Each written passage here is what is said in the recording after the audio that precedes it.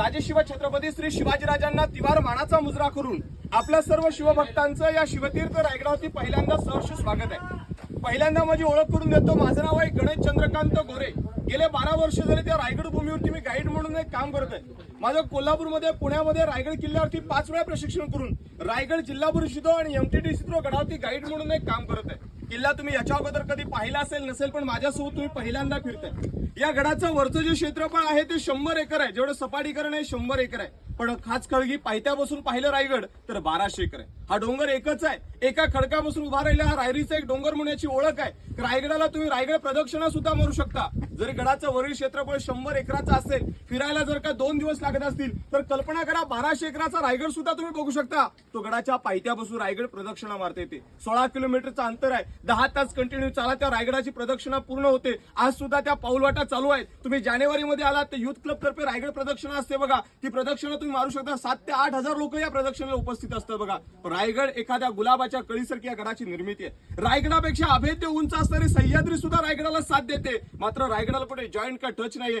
एखाद्या गुलाबाच्या कळीसारखी या गडाची निर्मिती पाहायला भेटते। पहिल्यांदा या रायगडाच्या 4 टोकांची तुम्हाला ओळख करून देतो। आपण गडाच्या माथ्यावरती गडाच्या पायी मार्गाने आलात बघा। रायगडाची पूर्व दिशा आहे। पूर्वेला 4 किलोमीटर अंतरावरती भवानी देवीचं मंदिर आहे। रायगडाच्या पश्चिमेला 1 किलोमीटर अंतरावरती हिरकणीचा बुरुज, जी माऊली बाळासाठी उतरून गेली तो पश्चिमकडे हिरकणीचा बुरुज पाहतो। रायगडाच्या दक्षिणेला काळकाईचा खळगा रोपे प्रकल्प 1996 ला चालू झाला। लोक 4 मिनिटांमध्ये एका यंत्राचा वापर करून गडाच्या बॅक साईडने गडाच्या माथ्यावरती पोहोचू लागले। रायगडाच्या उत्तरेला सह्याद्रीच्या कुशीमध्ये लपलेलं ते टकमक टोक तुम्ही पायथ्या बसून माथ्यापर्यंत येताना सर्वांनी पाहिलं असेल, पण आपण ज्या चढलेल्या पायऱ्या त्या 2350 पायऱ्या ही किल्ल्याची समोरची बाजू। साहेब, सर्वांनी आयुष्यात ना रायगडात या महाराष्ट्रात जन्म घेतलेल्या प्रत्येक शिवभक्ताने एकदा तरी ही रायगडाची वारी करून पाहावी, आणि ती करत असताना ती पायी करून पाहावी। ज्या डोक्यातला घाम पायाच्या नखाला स्पर्श करतो त्या रायगडाच्या इतिहासाची जाणीव होते की 350 वर्षापूर्वी मराठ्याने वैभव कसं उभं केलं असेल ते। या रायगडाला पूर्वी 14 नावं होती। कोणी तनस, रासीवट्टा,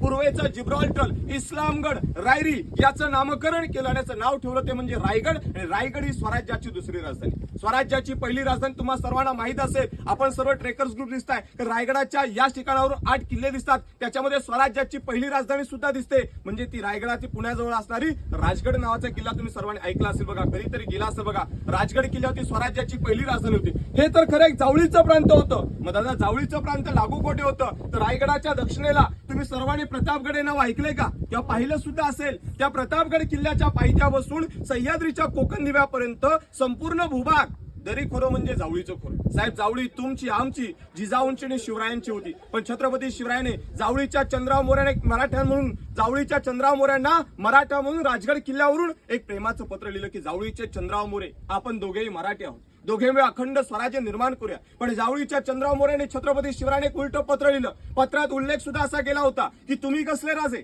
तुम्ही स्वतःच राजे समजून घेणारे कोण, या जावळी प्रांताचे खरे राजे तर आम्ही आहोत। साहेब, याल जावळीत तर जाल गवळी, उद्याच असेल तर आजच या। तुमच्यासाठी दारुगोळा तोफखाना सज्ज असं मराठ्यास उल्लेखून बोलले, पण मराठे कोणासमोर झुकले ना वाकले। पण आत्ताचा शेर आहे, शेर ऐकलं सुद्धा असेल की अंधाराला घाबरत नाही, अंधाराला घाबरत नाही तर त्या आभाळाची साथ आहे, मोडेल पण वाकणार नाही। हीच तर खरी मराठ्याची जात आहे, हीच तर खरी मराठ्याची जात आहे। छत्रपती शिवाजीराजांनी निवडक 154 सरदार घेतले, जावळी खोऱ्यावरती आक्रमण केलं। सूर्याजी काकडे यांच्या हस्ते जावळीच्या चंद्रराव मोऱ्यांचा भाऊ हनुमंतराव मोरे मारला गेला, पण तेथून पळ गाठणारा जावळीचा चंद्रराव मोरे या रायरीच्या डोंगरावरती मुक्कामी आला। शिवाजी महाराजांनी रायरीला 3 महिने वेढा दिला। अखेर या मोऱ्यांकडचा आपला अन्नसाठा संपला आणि जावळीचे चंद्रराव मोरे 15 मे 1656 ला रायरीच्या पायथ्याशी महाराजांशी शरण आले। 1656 ला राजाने रायगडाचा ताबा घेतला गेला। 70 पर्यंत गडाचं बांधकाम चालू होतं। गडाच्या शिल्पकारांचं नाव तुम्हाला सर्वांना माहित असेल, कारण रायगड राजधानी पाहायला आलेलो बघा। या गडाचे शिल्पकार आहेत सेवेचे ठाई तत्पर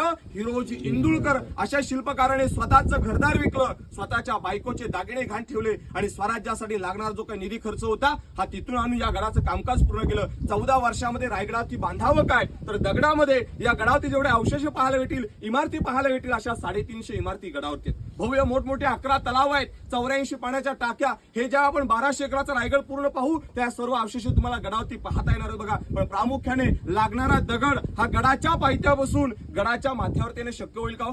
म्हणून या गडावरती 11 तलाव खोदीत। 84 पाण्याच्या टाक्या खोदल्या. या खोदण्यामागचा एक हेतू होता, गडावरती ती योजना राबवली होती, पाणी अडवा पाणी जिरवा, आणि त्यातून निघणारा जो दगड होता तो गडाच्या खाली न लोटता किल्ल्याच्या बांधकामाला वापरला. म्हणजे एका दगडामध्ये 2 पक्षी मारले. पाण्याचा साठा केला, किल्ल्याचं बांधकाम केलं. जॉईन करायला वापरावं काय? चुना, गुळ आणि शिशाचा वापर. पण जो रायगड आपण आता पाहतो तो सध्या ओपन पाहायला भेटतो. कल्पना करा याच्यावरती छप्पर असेल की नसेल. पूर्वी पार याच्यावरती छप्पर होतं, चौकोनी सागबणी खांब होते, बँगलोरी कुंभार नळीच्या कौलांचं छप्पर होतं, चौबाजूने रंगीबेरंगी पैठण्यांच्या झालरी होत्या, मध्ये काव दिव्यांच्या पंत्या मशाळीचा उजेड होता. पण साहेब हेच वैभव 10 मे 1818 हेच वैभव 10 मे 1818 इंग्रज ब्रिटिश कर्नल प्रहत मेजर हॉल या 2 ब्रिटिशाने रोपेच्या शेजारी डोंगर आहे, डोंगराचं नाव आहे पोटलाचं डोंगर. पोटलाच्या डोंगरावरून तोफेच्या माऱ्याने या गडाचं दारू कोठार जाळलं आणि रायगड किल्ला इतिहासाच्या नोंदीनुसार 11 दिवस जळत होता. जेवढं लाकडाचं होतं तेवढं जळालं. आज दगडांचं आणि विटांचं पाहायला भेटतं. वीट बांधकाम पेशव्याने घडवलं,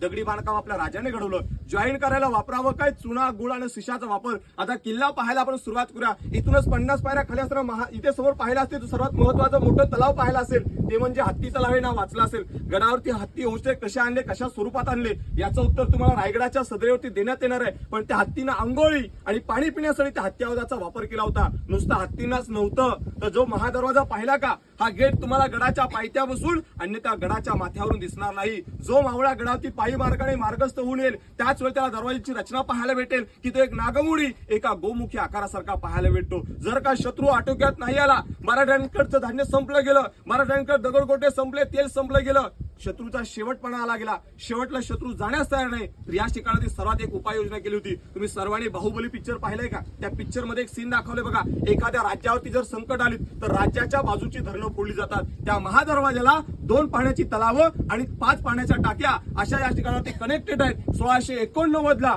औरंगजेबाचा सरदार जुल्फिकार खानाने गडाला अजगरी वेढा घातला. शत्रू आटोक्यास येण्यास तयार नव्हता. त्यावेळी त्या हत्ती तलावाचं आउटलेट फोडलं आणि त्याचं जाणारं पाणी महादरवाजातून पास केलं. शत्रू पाण्याच्या लोटाने होऊन जाईल, पण दगा फटक्यामुळे शत्रू हुशार झालं. गडावरती कब्जा मिळवला गेला. हाच किल्ला राजाराम महाराज इथे होते त्याच वेळेला येसुराणी साहेबांचा लढा इथे होता. राजाराम राजे वाघ दरवाजाने 800 फुटाला दोरखंड वापरला गेला. जावळी खोऱ्यातून त्या जिंजीला गेल्या, म्हणजे मराठ्यांची राजधानी जिंजीपर्यंत पोहोचलेली पाहायला भेटली का? इथे येसुराणी साहेब पुन्हा त्या दोरखंडाने वाघ दरवाजाने वरती आल्या. लढाई झाली, येसुराणी साहेब कैद झाल्या. त्या 28 वर्ष कैदेत होते. त्यांचे चिरंजीव शाहू महाराज हे 31 वर्ष कैदेत होते बघा.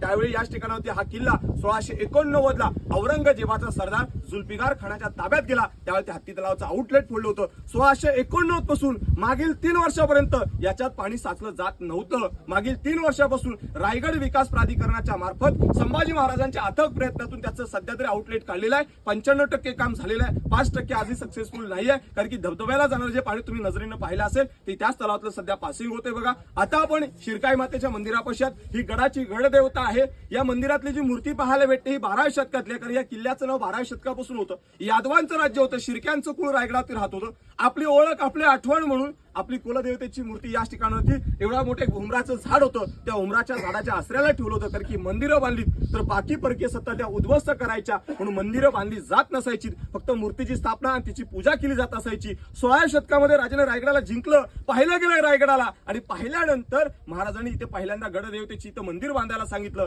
आज तुम्ही 5 आणि 6 जूनला या गडावरती आलात तर पहिल्यांदा आई शिरकाई देवीला जागरण गोंधळ घातला तो, आणि 6 तारखेला रायगडात भव्य मोठा राज्याभिषेक सोहळा साजरा होतो. आता आपण गडाची पुढील दिशा पाहायला पुढे जाऊया. पण जाण्यापूर्वी हे स्वराज्य, हे गड किल्ले ज्यांच्यामुळे घडले ना, त्या म्हणजे आपल्या सर्वांच्या लाडक्या राजमाता, राष्ट्रमाता जिजाऊ मासाहेब. आणि त्या माऊलीचं नाव घेतलं की स्वराज्यातल्या 2 राजांची आठवण होते. राजे छत्रपती श्री शिवाजी महाराज आणि राजे छत्रपती श्री संभाजी महाराज. मग तुम्हाला सर्वांना एक शेर ऐकवतो का, जिजाऊ मासाहेब तुम्ही जन्माला आलात, का जिजाऊ मासाहेब तुम्ही जन्माला आलात म्हणून त्या अंगणामध्ये दिसते ती तुळस. आणि या महाराष्ट्रामध्ये छत्रपती शिवराय जन्माला आले म्हणून त्या मंदिराची दिसतात उंच उंच ते कळस, उंच उंच ते कळस. बोला छत्रपती श्री शिवाजी महाराज की जय.